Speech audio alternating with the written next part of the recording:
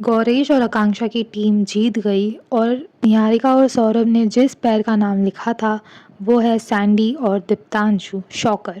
वैसे हमको तो एक्सपेक्टेशन ही नहीं था, ऑब्वियसली बहुत ही प्रेडिक्टेबल था उन्हीं का नाम लिखेंगे।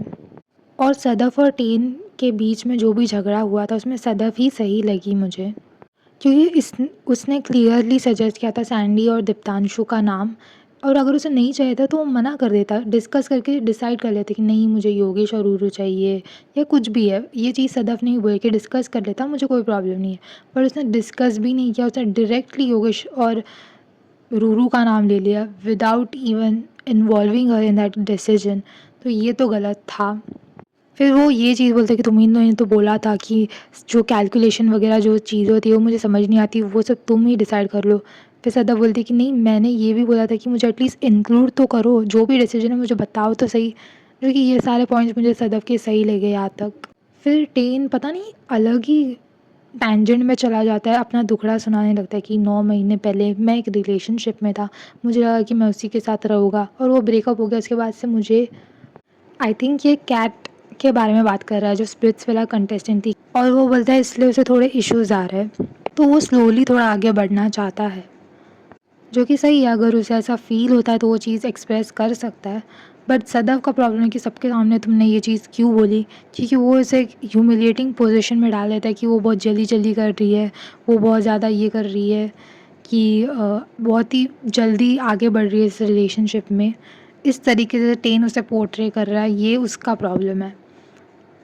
और टेन ये चीज़ें पॉइंट आउट करती कि तू जो तुम बोल रही थी कि शादी करेंगे, मतलब इस स्प्लिट्स विला के होने के बाद मेरे एक्सपेक्टेशंस क्या है, मेरा ये क्या है।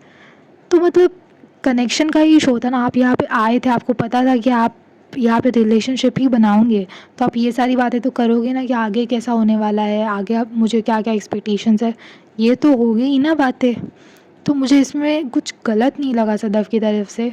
और सदफ़ ने क्लियरली बोला कि वो जो भी चीज़ें थी शादी के कैसे क्या होगा वो सब एक मजाक वे में बोला था। और आई डोंट थिंक कोई भी सीरियसली ऐसी सारी बातें करेगा, जस्ट 25 डेज से ही मिले हैं। तो इस चीज़ में तो मुझे सदफ़ ही सही लगी कि टेन उसे इस तरीके से पोर्ट्रे कर रहा है कि वो बहुत ही ज़्यादा नीडी हो रही है और बहुत ही ज़्यादा जल्दी चीज़ों को लेके जा रही है। और अगर ये चीज़ है भी तो उसे प्राइवेट में ये चीज़ें बतानी चाहिए थी, सबके सामने इतना ऐसे अपनी प्रॉब्लम्स बता देना, जो कि सदफ़ को भनक भी नहीं थी कि उसको ऐसी कोई इश्यूज़ भी है। सडनली उसने आज ये बता दिया, ये तो डेफिनेटली वियर्ड था। मोहित और अनुष्का का झगड़ा हो जाता है। अनुष्का बोलती कि तुमने टास्क के वक्त मुझ पे चिल्लाया, जो कि उसे अच्छा नहीं लगा। और ये चीज़ कब हुई, शायद ये एपिसोड में एडिट कर दिया, दिखाया नहीं गया, बट कल के एपिसोड में ऐसा तो कुछ दिखा नहीं। मे बी हुआ होगा, और अगर हुआ है तो गलत ही है ऑब्वियसली, क्यों चिल्ला रहा है। बट मुझे यार अनुष्का के लिए बहुत बुरा लगा, जब भी उसे कभी भी बुरा लगता है ऐसा लगता है सभी इतने डिसमिसिव है उसकी फीलिंग्स की तरफ, कोई भी थोड़ा एम्पैथी नहीं दिखाता है, सब मजाक उड़ा रहे थे कि हाँ। मोहित भी बहुत ही डिसमिसिव वे से उससे इंटरैक्ट करता है उस सिचुएशन में। मोहित अगले ही दिन बोलता है कि वो इस कनेक्शन को लेके श्योर नहीं है, उसे सोचने का टाइम चाहिए। मतलब ये लड़का एक्चुअल में फ्लिपर है, जस्ट बिकॉज अब उसके पास और ऑप्शंस है, आकांक्षा के साथ परफॉर्म कर सकता है, झलक के साथ परफॉर्म कर सकता है, इसलिए वो ऐसे फ्लिप कर रहा है डायरेक्टली अनुष्का पे। और सब पूरे सीज़न अनुष्का को बुरा दिखाते रहे कि I feel so bad for Mohit कि उसको अनुष्का के साथ रहना पड़ रहा है। पर मुझे तो भाई अनुष्का के लिए बुरा लग रहा है कि उसे मोहित के साथ रहना पड़ रहा है, कि मोहित कितने बार फ्लिप कर चुका है उसके लिए, कभी स्टैंड नहीं लेता उसके लिए, कोई स्ट्रॉन्ग स्टैंड नहीं है उसका। है अनुष्का दोगली, दोगलेगिरी उसने बहुत की है, उसने बहुत गंदे काम किए हैं। बट मोहित अनुष्का वाले सिचुएशन में मुझे अनुष्का ही सही लगती है। मुझे मोहित इतना बड़ा फ्लिपर है, हर बार ही फ्लिप करता रहता है। अब डेट्स पे आता है, निहारिका और सौरभ की डेट, ऐसा लग रहा था कि दो बेस्ट फ्रेंड्स डेट पे चले गए, बहुत ही फन केमिस्ट्री थी उनकी। अब सौंदर्य और दीप्तांशु की डेट के बारे में बात करते हैं। मुझे एक्चुअल में इसमें भी मुझे सौंदर्या के लिए बुरा लगता है, क्योंकि दीप्तांशु को ऐसा नहीं लगता कि कोई भी इंटरेस्ट है। ऑब्वियसली हमें पता चल चुका है अभी कि उसकी बाहर गर्लफ्रेंड है। अब हमें ये भी पता चला कि ये टास्क के पहले ही बात करते थे, 10 मिनट पहले।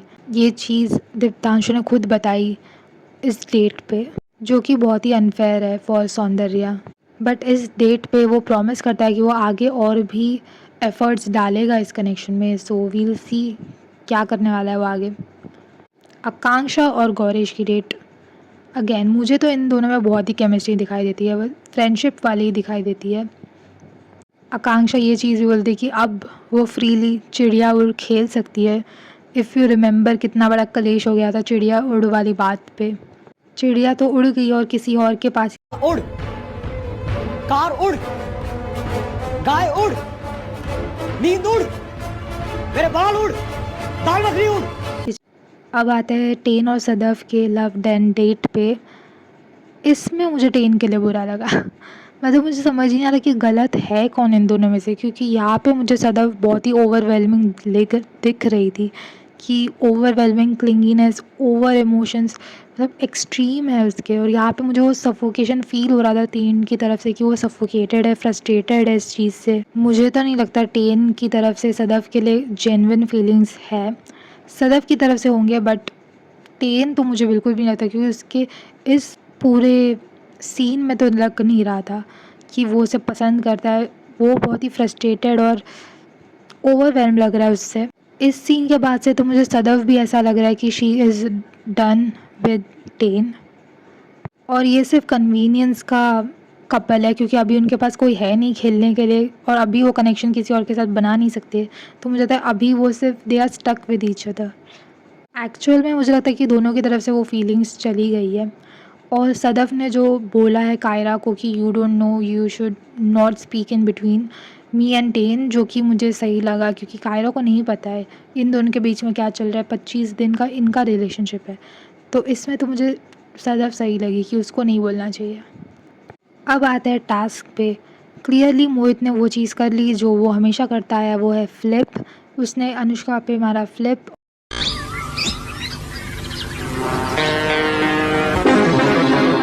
और चला गया आकांक्षा के पास।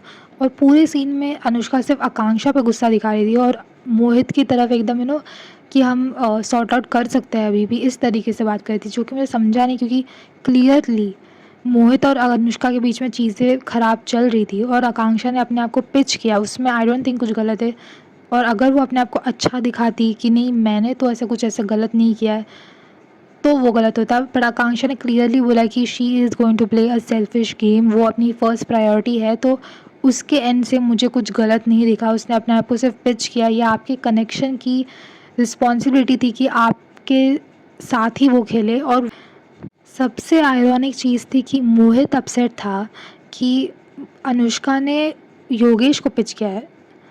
मतलब आप सदफ के साथ नहीं खेलते थे, आप भूल चुके हो वो चीज़ जो आप सदफ के एकदम ऐसे वो बोले थे कि सदफ बहुत ही अच्छी लड़की है, अंडरस्टैंडिंग है, मैं उसके साथ ही खेलना चाहता हूँ ये। तो वो भी अपना गेम खेलेगी ना। उस टाइम पे उसने योगेश के लिए पिच किया होगा शायद। अगर एज़ यूजुअल हिमांशु अपनी टिप्पणी तो देगा ही, तो उसने भी अपना भाषण दिया कि तुम अपने आप को ऐसे मत पोर्ट्रे करो कि तुम किसी लड़की के किसी रिलेशनशिप के बीच में नहीं आते। तुम क्लियरली गई उन दोनों के रिलेशनशिप के बीच में, जो कि सच नहीं है। क्लियरली उनके बीच में प्रॉब्लम्स थे। तब तक आकांक्षा तो पिक्चर में थी ही नहीं जब उनके बीच में झगड़े हो रहे थे। उसने अपने आप को पिच किया और ये इतना पागल है कि ये आ गया। तो मोहित की गलती है भाई। तुम आकांक्षा पे क्यों ब्लेम करो या अनुष्का पे क्यों ब्लेम करो? ये मोहित है, जो मोहित इज़ द प्रॉब्लम। और निया पता नहीं क्यों अचानक से भड़क गई। वो ऐसा तो कुछ चल नहीं रहा था, ठीक है, उसे उन लोगों को सुनना चाहिए जब निया बोले you know stop it. But when I get to my औकात यू विल नो बेब, इतना आई डोंट थिंक एक्सट्रीम कुछ हुआ था। और एज़ यूजुअल इन्होंने ये सब कुछ अगले एपिसोड के लिए ढकेल दिया है। मतलब कितना खींचोगे यार, जल्दी मतलब